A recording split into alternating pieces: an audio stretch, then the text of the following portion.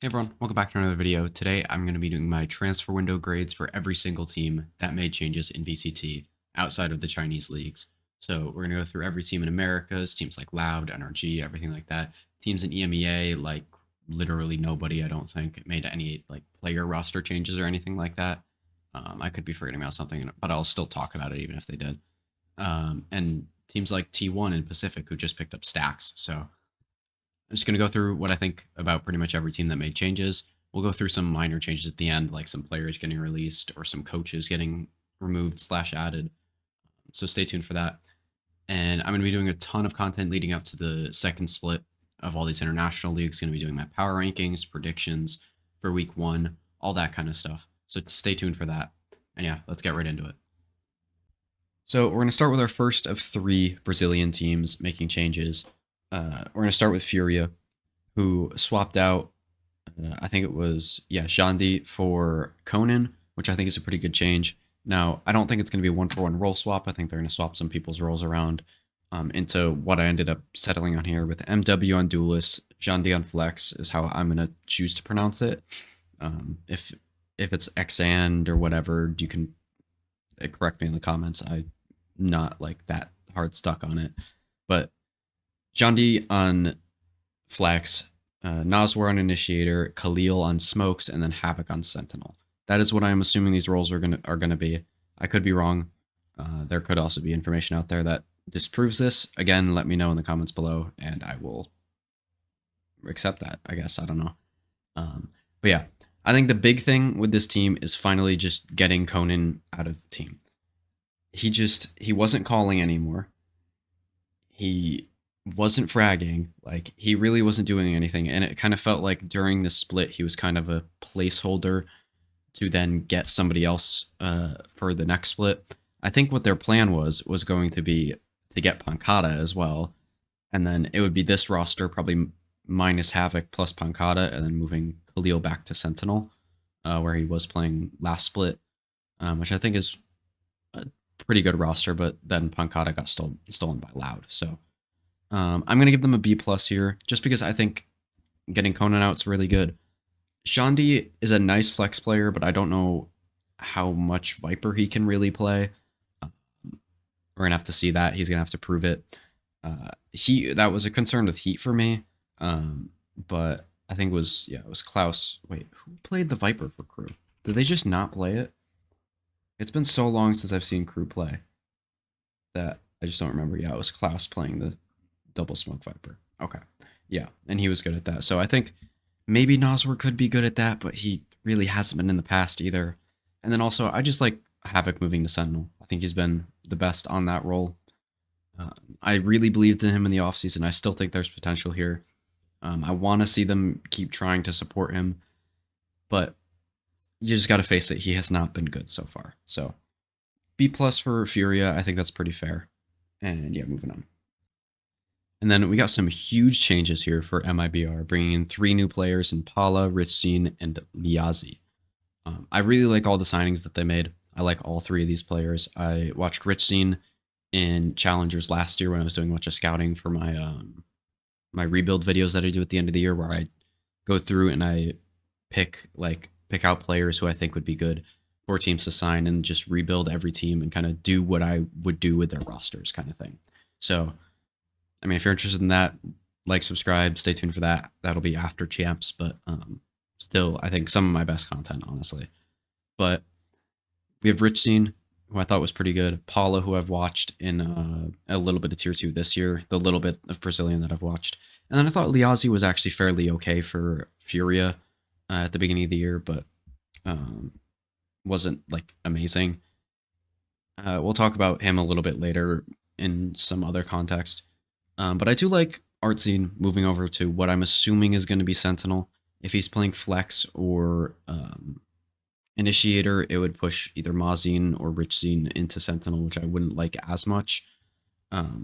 Which I think we'll start with the Artsy conversation, where I thought he had some nice moments on Duelist. I just don't think his overall product, he didn't give like enough firepower as a Duelist player.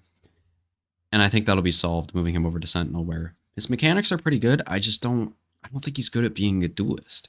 So moving him over to Sentinel kind of really fixes that. Like a lot of like the Foxy 9 stuff where he's been a lot better on Sentinel than he was on the Duelist, stuff like that. Um, and then, I mean, Paula is pretty good. Assuming he's going to be playing the Duelist here. If he's not, this team is trolling. And they need to fire both their coaches, but I don't think that's going to happen. I trust Bazooka and Fraud. Wait, they cut one of them. I don't remember which one. I think they cut one of them. I need to pull up the spreadsheet while I continue talking. But I think my main issue here is how the hell did this team come to the conclusion that Liazi is a better smokes player? It was okay. That Liazi is a better smokes player than RGL. That just doesn't make sense to me. RGL was by far their best player throughout all of last year and this year, honestly. And I think having that consistent of a smokes player is really good. I think Liazi gives you a little bit more upside to be one of the top like 3 smokes players in Americas, but like that's not much more than RGL was giving you. Like RGL was top 5, I think, pretty easily. And in terms of his consistent play, especially with lower level teammates, in my opinion. So I don't know. That just didn't make sense to me. Maybe they were just trying to get rid of all the bad vibes from last year, which I get and is probably a big reason why they're still failing. But you can cut 2 out of the 3 players left. I don't know why you didn't cut the other 2 players, JCZ and FRZ, going into the year. But that's just me. So I think the roles could also get a little weird, as I talked about. But I liked all the players that they signed, so I'm going to give them a B+ as well, just like I did Furia. I have some questions about how the roster necessarily fits together and maybe some of the choices that they've made in terms of signing Liazi over RGL or whatnot. But overall, like the 3 players they got, so not going to complain too much. All right, I was originally gonna do a different team next, but I'm like, might as well keep the Brazilian teams in a row. And I'm going to give Loud an A here for this, I guess, transfer window. They got rid of QCK, who was easily the weakest link on this team. Like, he was putting up, I mean, I don't know if it was worse numbers necessarily, but he was playing worse than Sadak was individually, which is just not an acceptable level. So they're going to be moving Tui's over to the Duelist, I'm assuming, and putting Pancada in to this roster on smokes, getting him back from that 2022 roster. I mean, I wouldn't say a massive upgrade over Tui's. I would say a massive upgrade over QCK, though. I think Tui's will be an upgrade as a Duelist over QCK. I think Pancada will be a slight downgrade at smokes, but I think overall this roster, in terms of individual level, will be a lot better than what Loud was previously during the year. I think if they play more normal comps throughout the year, I think they can really be one of the top teams in Americas. Why did I say? I don't even know why I typed that. Both a pure upgrade, both for Duelist and smokes. I don't actually agree with the smokes part. I think they got worse. But also they managed to keep Les under contract, which is good. I'm assuming he's going to be leaving after champs, which is kind of sucks in my opinion, because Les is like the best player in Americas in my opinion, or at least top 5. Like, not in terms of current form, but in terms of all time, I think he's right up there with Ospas, really. I think he's one of the more underrated players in the world. But regardless of that, yeah, not too much to talk about since there's only one change for Loud, and it's pretty self-explanatory. Like, a lot of people have talked about this. My take is very similar, that Loud will be very good now. I think they'll be a little bit more consistent and be able to have more performances. I just haven't watched Tui's on Duelist necessarily, but I think he's really good. So I think that should be an upgrade. And I think there were talks of him even playing Duelist before the year started. So, again, I like the moves for Loud. Just, I want to see it in action in terms of the Tui's Duelist. All right. And our last Americas team here, we have NRG, who are making some massive changes. Removing Marved and Demon 1 here, 2 of the best players in their roles in Americas, in my opinion. I think Marved was arguably number one, and I think Demon One in the past has been number one, but I think has been majorly misused by this roster. And I just his misuse was something that maybe I have to get into in a different video because it's so bad in my opinion in terms of just where they're using him on the map, honestly. But I even think the role he was playing was wrong. Just everything like that, just really bad. But we'll talk about this roster necessarily. Um, I don't think you could really make a bigger upgrade from Ethan to FNS in terms of IGLs. I think NRG was one of the worst called teams in the world. They had no idea what they were doing once they got past like a minute in the round or a minute left in the round. Uh, and which is so surprising considering they have Victor, Crashies, Marv, and Demon One. So many experienced players that just I mean have been mid rounders on teams in the past. Like Crashies has helped a lot in the past with Optic, so has Victor. So it was kind of surprising to see that not being able to help Ethan as much. So they're taking out more of a lurk, like playmaky kind of player in terms of Marv and replacing him with Som on the smokes and bringing in FNS to IGL and then moving Victor to Duelist. The reason I give this an A, despite all of the misuse of Demon 1 and Marv that I didn't like, because I'm not necessarily going to factor that in here. I just think Victor on the Duelist in the past has been so good. Even like the Jet Op, when he was playing it last year when they were fucking around with their roles, I think their failures more had to do with the rest of the roster in terms of maybe FNS not playing on a good role for his calling, maybe Artist not playing on his best role, something like that. So I think when you bring in Victor to play this role, he will be very, very good. I think Ethan is still one of the best support players in the world, at least individually, and will take another step up in terms of like individual play. I think Crashies was still pretty good as an individual. Wasn't like elite or anything or like up to his standard in my opinion, but I still think he's very good. And then you just gotta hope Som and FNS really come in here and just hit the ground running right where they left off, I guess, at Tokyo, not at Champs. Because don't want another Billy incident, but they gotta. I think this team does have a chance at making Champs, and I think if they do that, then they just gotta hope Billy doesn't make the event, pretty much. Then our first Pacific team here, we got Bleed, who are just switching around their roster just because, I guess. Yeah, he's going to be taking a break, which I think is mostly his decision. I think some of it is performance based, I'd assume, probably from himself, though. So Darion is probably going to be switching over to the Duelist, which just is not good. Like, he's just not good at it. Like, every time he's played it, at least in Tier 1, he has not been good. He's been, I mean, I'd say he's been one of the worst duelists in Pacific, if not the worst, even worse than Polvi in terms of main duelists. So he's going to have to prove himself there. I know in the past he's been really good on duelists, but for this team, not really. And then bring back Crazy Guy, who was awful for this team as an IGO during kickoff.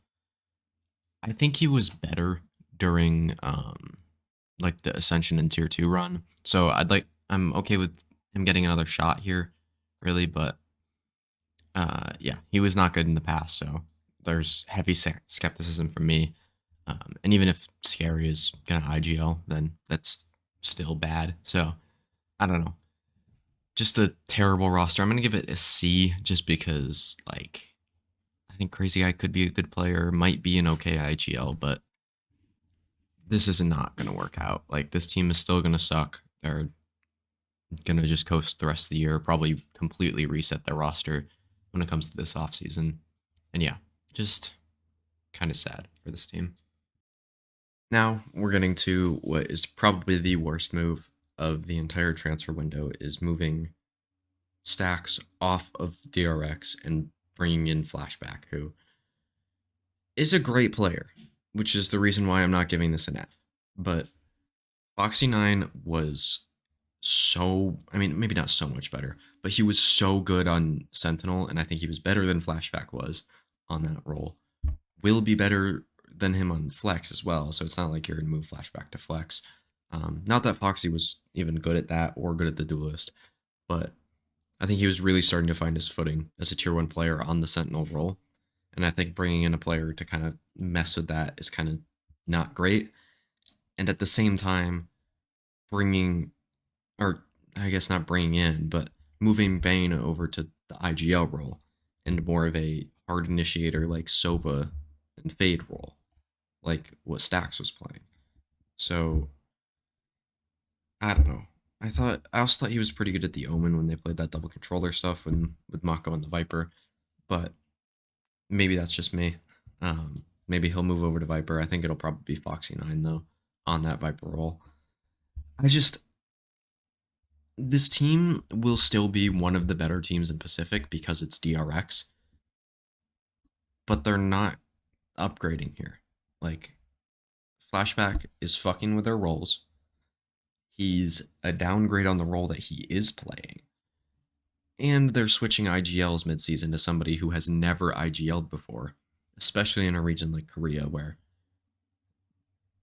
outside of Munchkin, is there a good IGL? Like even a good one?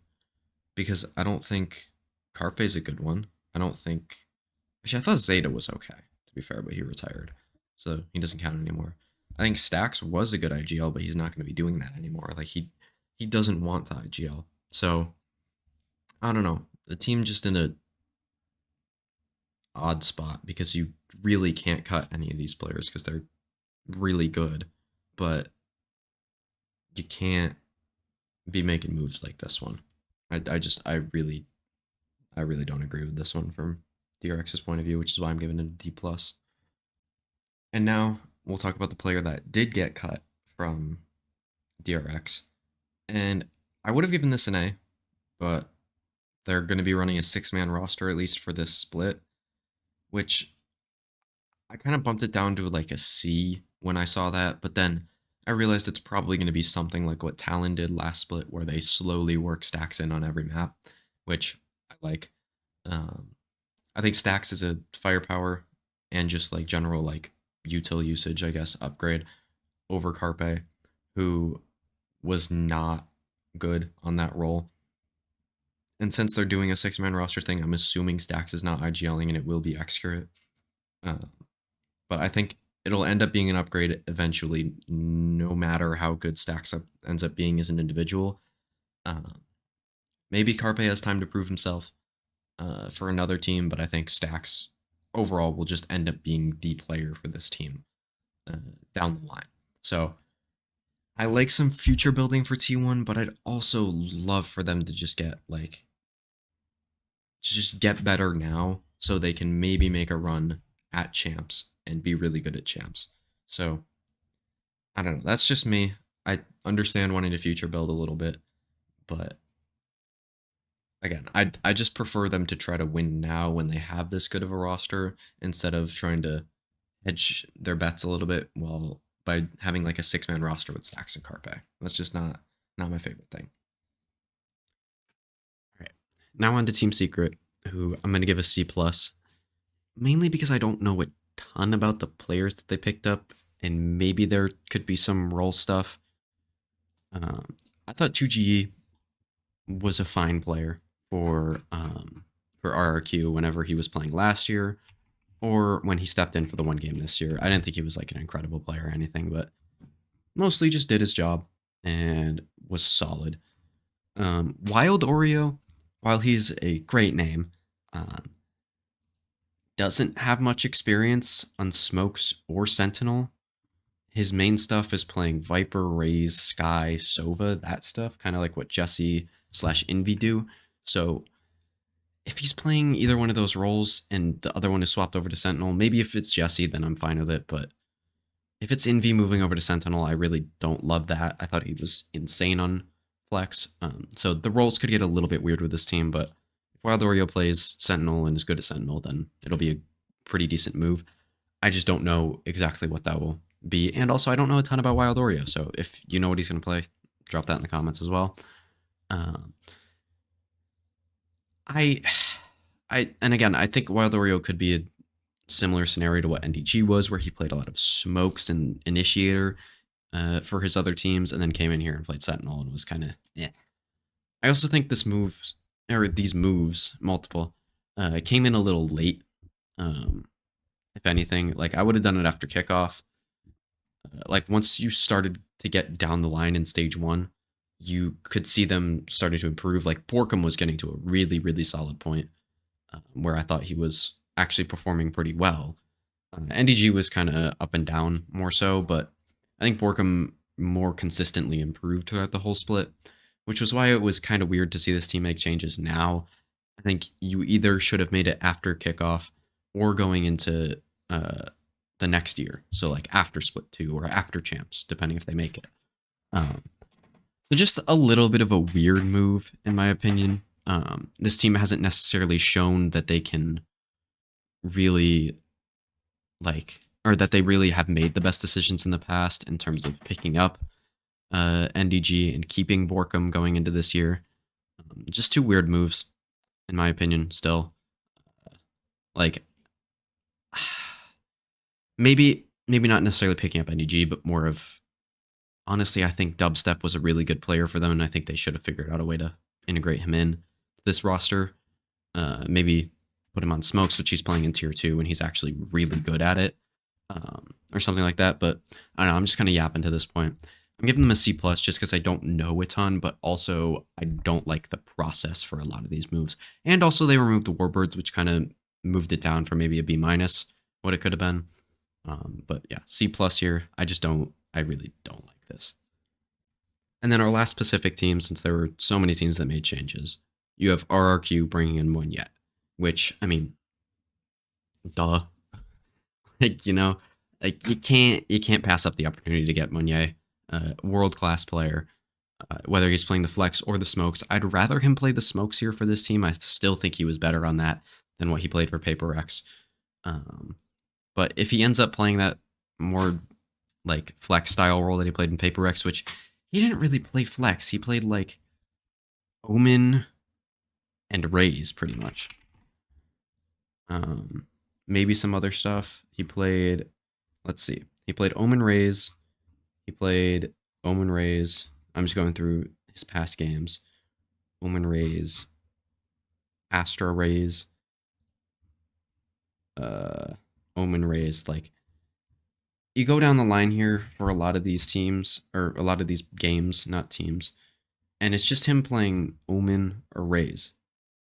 And I don't think he's going to be able to play Omen if he's not playing smokes. If they're playing like a double duelist comp and they want to move Estrella to smokes and move Elmimore to initiator, move him to like keep him on initiator, then sure, you can do that. But I think the roles could end up being a little bit weird here, especially with Monyet moving around a little bit. I know Estrella's now their IGL, so I get why they kept him. It's just weird to see Flip coming out of this roster, because I thought he was a very solid player for them. Despite, I think he was the one that went Owen in one of the games. I think it was against Secret on Icebox. No. Who was it against? Was it against Bleed on Icebox? It was against Bleed on Icebox when he went 0-11. I still thought he was to a pretty decent individual level, and it was kind of weird to see him go. So, still an A- because you're bringing in Monyet, and I think this team has consistently upgraded their rosters throughout all of last year into this year. I still think they might be a couple moves away, maybe getting a really good Sentinel player or something like that to replace Sephiroth, who is still very good. I just think like an elite level Sentinel would be better than him. So yeah, very, very good vibes from RRQ. And yeah, they get an A- from me. And our last team here is Gentlemates, who I gave a C+ as well. It doesn't make sense to me why they would remove Logan instead of Whalers. Cadavra has been playing a lot of smokes in tier 2. And removing your Sentinel player to bring him in or move somebody else to Sentinel, I really just don't understand that. I think they were on Sunset. I'm pretty sure it was that they were moving Logan to smokes and Whalers to Sentinel. They might just do that on every map. Let me meet. Sunset, sunset, sunset. Yeah. Yeah. Whalers was playing the Sentinel. So actually, I probably have the roles wrong here. I'm assuming Cadavra will play Smokes and then Whalers will play Sentinel. Which honestly, now that I am thinking about that now, because I didn't realize that when I made this, I'd probably bump this grade up a little bit to maybe like a B minus, B. But even then, like, I don't know a ton about Cadavra, but I thought Logan was a really solid player for this team, and I think it would just end up being a like more of an upgrade if you end up putting Cadavra in on the Smokes and keeping Logan on Sentinel, so you don't have to make some role changes or anything like that. So just a weird move in my opinion. And yeah, just I don't know, don't love it. And then our last segment, just some minor changes here. You got BBL, Lev, Navi, Vitality, and Secret all removing their coaches. Most of them are promoting internally, like BBL, Navi, and I think Vitality. Secret, I don't remember what Secret's doing actually, but it has not been announced what Lev is doing yet. But Warbirds being removed from Secret was so horrifically bad to me. I thought he was one of the big reasons this team was succeeding. And honestly, if I was an NA team, he'd be the first guy that I go to. Maybe not an NA, maybe even a Pacific team, but like an NA team if you need a coach, which would be potentially C9 by the end of the year, but I doubt it. Sen wouldn't. I don't know. Maybe Lev, honestly. I think Lev he would be pretty good for. That'd actually be a really good pickup. Now that I think about it, because he's English speaking, he can go in there, kind of help that team with more like. I think NA has the best kind of like coaching and just like most repeatable play style, despite even if they aren't the best region, which I still think they are. I still think they have the most repeatable play style and like works for the most amount of teams. And then, yeah, so that's my thoughts on the Warbirds thing. Everything else, like Sala and Doom Bros, was kind of surprising to me. Epic, I don't have too many thoughts on. But yeah, Sala, Doom Bros were weird, and then Goked, sure.